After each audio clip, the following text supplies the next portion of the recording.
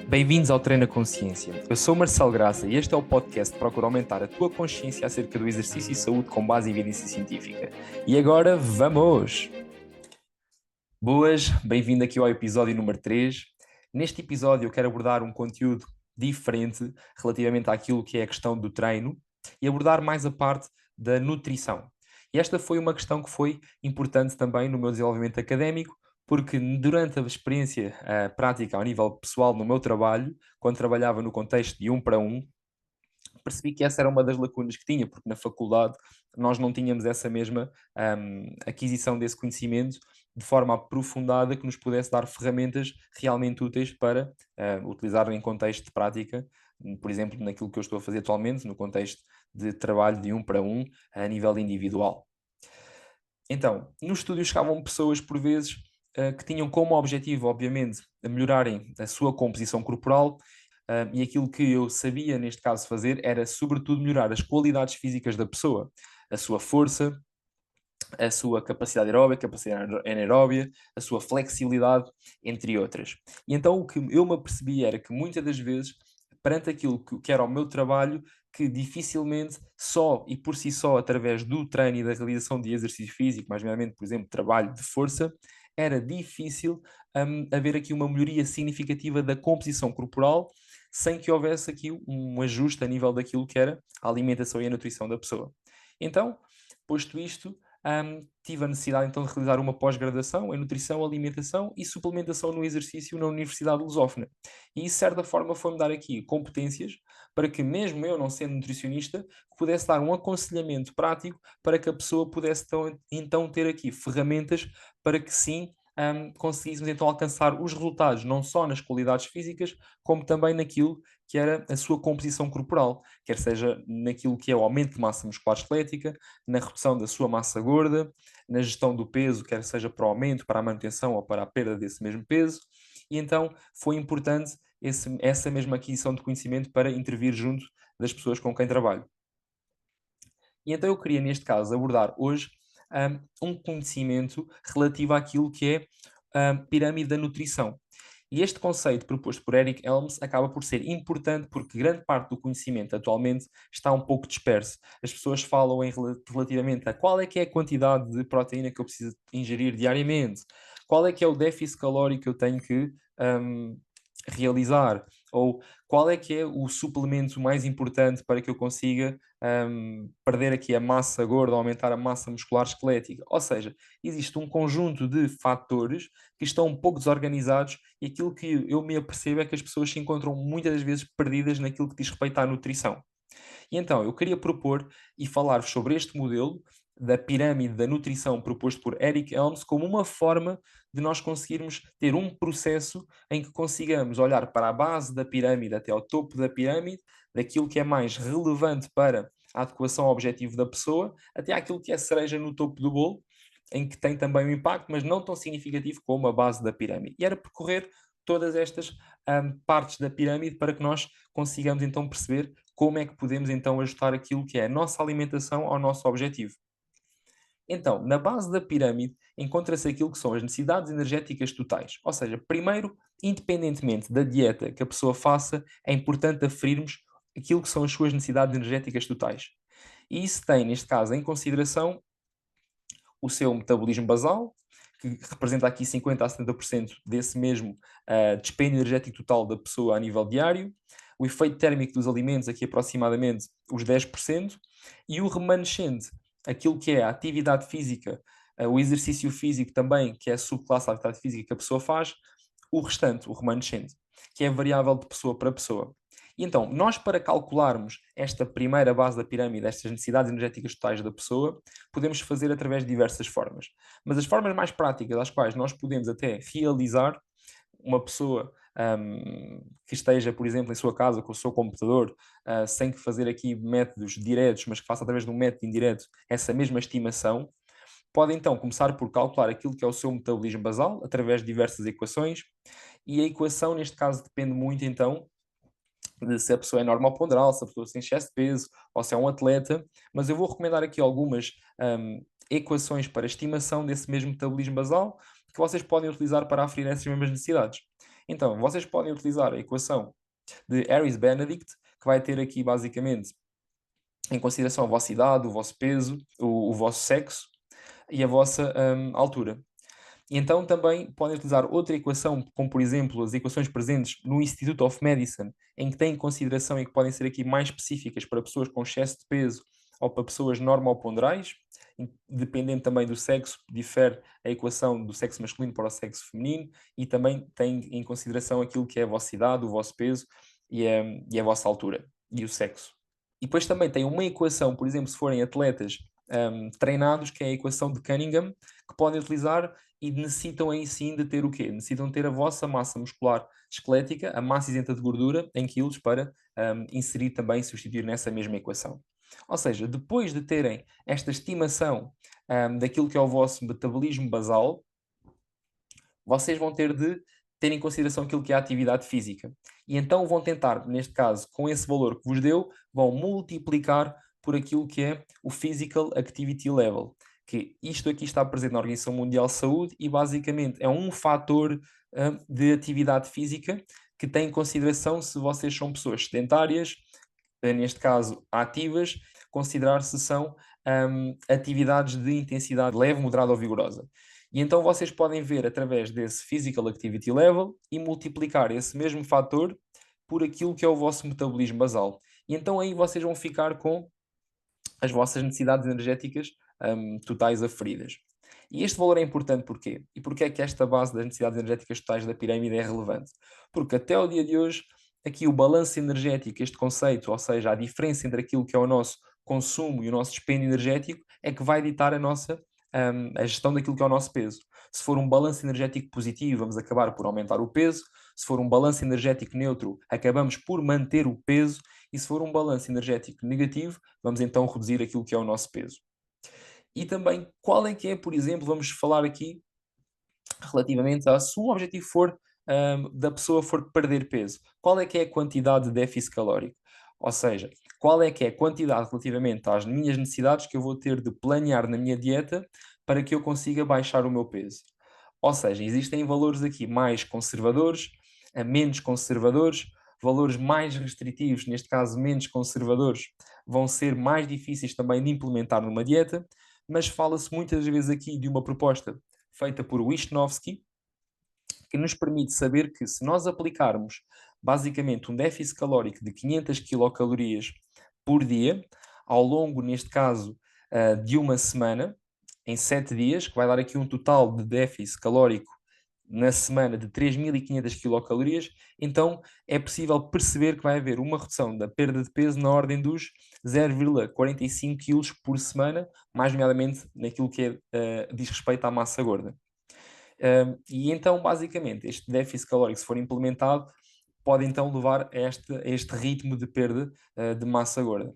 E isto é estimado de que forma? Foi estimado de uma forma muito simples. Ou seja, se nós percebermos então que 1 kg de massa gorda de tecido adiposo tem na sua composição 85% de gordura, então nós conseguimos basicamente multiplicar essas mesmas 850 gramas por aqui o fator de Atwater, que eu já vou falar a seguir, multiplicar por 9 e vamos perceber então que esse mesmo valor vai dar um déficit calórico de 7.650 calorias, que vai dar então aqui 1.000 quilocalorias por dia de déficit calórico, vai dar um ritmo de perda de peso aqui de 1 kg por semana. Então, se nós não queremos perder aqui, isso é demasiado restritivo, então vamos fazer com o quê? Com as 500 quilocalorias. Então aqui é possível perceber que a pessoa vai ter este ritmo de meio quilo por semana ao fazer uma restrição de 500 quilocalorias. Passando então, neste caso, para a parte seguinte da pirâmide, subimos um patamar nessa pirâmide da nutrição proposta por Eric Helms e vamos surgir aqui com a questão das necessidades macronutricionais. Ou seja, as necessidades macronutricionais têm a ver com o quê? Qual a quantidade de macronutrientes, e macronutrientes são substratos, macromoléculas que nos permitem basicamente produzir energia para aquilo que é as nossas necessidades a nível do nosso organismo. E então nós percebemos que para cada pessoa, cada indivíduo, é importante ter em consideração quais é que são as quantidades de proteína, gordura e hidratos de carbono que a pessoa deve ingerir. diariamente. E então, tendo em conta esse planeamento das vossas necessidades energéticas totais, nós podemos olhar então para algumas recomendações que também existem por parte aqui de diversas instituições. Por exemplo, o Institute of Medicine, tal como a Organização Mundial de Saúde, entre outras, definem aqui quantidades relativamente a percentagens de macronutrientes que nós devemos ingerir. Então, imaginem que uma pessoa tem então um planeamento, tendo em conta as suas necessidades energéticas, de 2000 quilocalorias por dia. Se nós pegarmos então nessas recomendações do Institute of Medicine e multiplicarmos pela percentagem recomendada, nós conseguimos saber qual é que é a quantidade de quilocalorias, por exemplo, que nós devemos ingerir no que diz respeito a proteína, gordura e hidratos de carbono. Então, essas recomendações, mais especificamente, quais são? Então, segundo o Institute of Medicine, nós sabemos que a pessoa deve ingerir cerca de 45% a 65% de hidratos de carbono, daquilo que é do seu valor energético total. A nível de proteína, a pessoa deve estar a ingerir cerca de 10 a 35% da sua dieta, e no que diz respeito à gordura, aos lípidos, deve estar a ingerir então aqui cerca de 20 a 35%. Então, se nós pegarmos nestes valores, multiplicarmos por aquilo que é o objetivo energético da alimentação da pessoa, nós vamos conseguir saber qual é que é a quantidade de quilocalorias que nós podemos ingerir de cada um desses mesmos macronutrientes. Então, se nós formos depois até pegar naquilo que é os fatores de Atwater, ou seja, aquilo que é basicamente a quantidade de energia que nos dá 1 grama de cada um desses macronutrientes, e nós sabemos que 1 grama de gordura nos vai dar 9 quilocalorias, 1 grama de proteína e de hidratos de carbono vão nos dar 4 quilocalorias. Pegando nestes fatores de Atwater, e se nós dividirmos então aquele valor em quilocalorias por 1 grama basicamente de proteína, gordura e hidratos de carbono, nós vamos ficar com o valor em gramas que podemos ingerir por cada um destes macronutrientes. Ok? E então nós já começamos a ver aqui, começamos a partir progressivamente da complexidade de elaboração, neste caso de uma dieta. Se nós prosseguirmos, qual é que é o passo seguinte relativamente à pirâmide? Então nós aí passamos para aquilo que são as necessidades micronutricionais da pessoa. Ou seja, qual é que é a quantidade de micronutrientes, e micronutrientes são basicamente sais minerais, vitaminas, oligoelementos, que nos vão dar aqui não energia, mas que são essenciais para objetivos específicos para manter o bom funcionamento do nosso organismo. Por exemplo, questões como o ferro, a vitamina D, a vitamina B12, e existe inclusivamente, segundo aquilo que é a Food Nutritional Board, valores recomendados para a ingestão de cada um destes micronutrientes que são essenciais para manter o bom funcionamento do nosso organismo. E se nós depois, então, continuarmos a prosseguir para aqui as partes superiores desta pirâmide da nutrição, nós vamos chegar aqui a uma questão importante, que é aquilo que é o timing dos alimentos, conjugações específicas, ou seja, percebermos então que qual é que é, tendo em conta o estilo de vida que eu tenho, qual é que é a quantidade de refeições, ou quando é que é o momento em que eu treino, qual é que vai ser a quantidade de hidratos de carbono que eu vou dar, se calhar, previamente ao treino, de modo a que eu tenha uma boa performance. Questões como, por exemplo, se eu treinar mais do que 1 hora a uma intensidade elevada, então será importante, segundo aqui algumas recomendações, dar entre 30 a 60 gramas, basicamente, de hidratos de carbono para que haja uma boa manutenção do trabalho a realizar nesse mesmo treino. E esta parte aqui também torna-se importante para perceber então que esta penúltima parte da pirâmide também é relevante ter em consideração, mas não é tão relevante para objetivos e para a adequação ao objetivo da pessoa, como por exemplo a base das necessidades energéticas totais. E só por fim, contrariamente àquilo que nós muitas das vezes vemos no nosso dia a dia, que é pessoas a perguntar qual é que é o suplemento mais importante que eu devo começar a tomar para que consiga ter ganhos mais rápidos ou para que consiga perder peso de uma forma mais rápida, que por si só é errado, porque isto só vem sim na parte final da pirâmide. E basicamente a suplementação só deverá vir se perante aquilo que é a nossa alimentação e aquilo que é o nosso cotidiano, se for para nós difícil de ter uma ingestão dentro daquilo que são as recomendações para aquilo que é o nosso objetivo. Ou seja, se e só se for necessário. Não é, neste caso, obrigatório que haja uma suplementação para o alcance de um certo e determinado objetivo de composição corporal, certo? Então, o que é que nós sabemos? Um exemplo. Imaginem uma pessoa, e nós sabemos que recomendações, segundo aqui referências dadas num estudo que eu também vou deixar aqui na descrição, numa revisão sistemática proposta por Thomas et al. E entre outros autores, que nos fala que atletas devem estar a ingerir cerca de, por exemplo, e que realizem treino de força entre 1,2 gramas por quilograma de peso a 2 gramas por quilograma de peso de proteína. Então, se nós virmos que a pessoa não consegue ter a ingestão, imaginem uma pessoa de 70 quilos, que vai ter que ingerir então aqui, imaginem, 2 gramas por quilograma do seu peso. E se calhar, neste caso, vamos então implementar na sua dieta uma ingestão de proteína aqui de cerca de 70 vezes 2 gramas por quilograma, cerca de 140 gramas de proteína por dia. E se nós virmos que é muito difícil para a pessoa ingerir essa mesma quantidade através da alimentação, então talvez possamos falar aqui na questão, por exemplo, da ingestão de uma proteína whey, por exemplo, ok? Então reparem, toda esta informação que eu acabei de vos dar foi para que nós conseguíssemos então ter aqui algumas noções relativamente a como estruturar um plano alimentar. Então, recapitulando, a parte mais importante desse mesmo plano é nós vermos qual é o objetivo e então definirmos qual é que irá ser a nossa ingestão a nível energético, tendo em conta as necessidades energéticas totais da pessoa e aquilo que é o seu objetivo. Depois passamos para as necessidades macronutricionais. Então, qual é que é a quantidade de proteína, gordura e hidratos de carbono que eu devo ingerir na minha alimentação?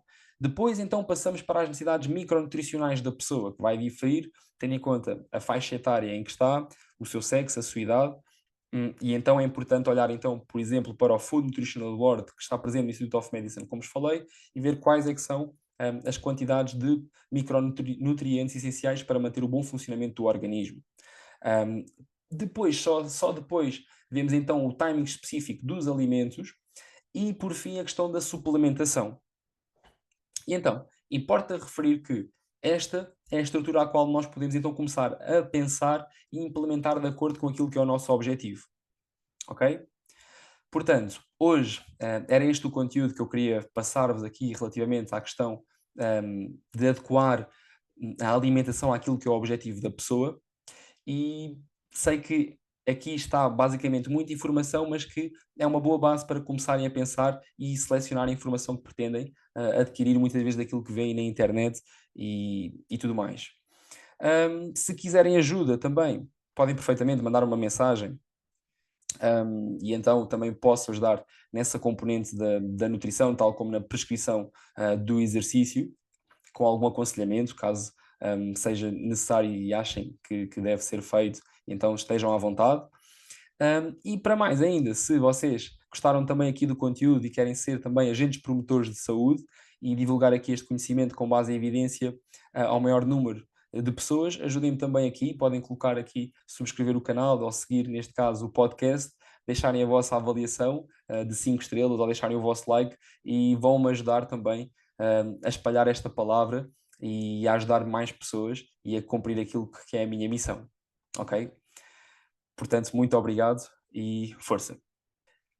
Obrigado pelo tempo que dedicaste a ouvir este podcast. Espero-te na próxima terça. Um grande abraço e vamos!